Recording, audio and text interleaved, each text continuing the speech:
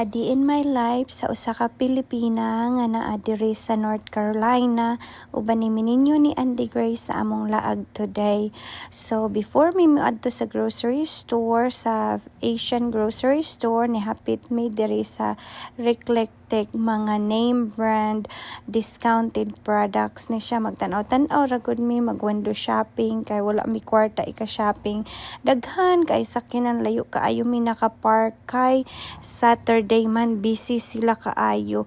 Kani siya nga store, ganahan ko diri mag-anhi, magtanaw-tanaw lang gud bisang wala kay kwarta, kung wala kay lingaw.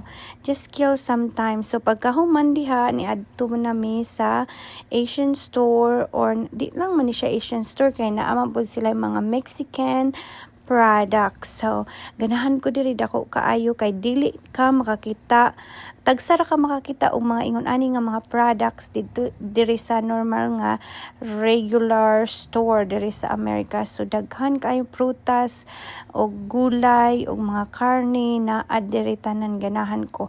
Kani siya nga store, it's about 35 minutes gikan sa amoa. Layo-layo, pero pag mag-craving ka mo, drive jug ka bisan layo.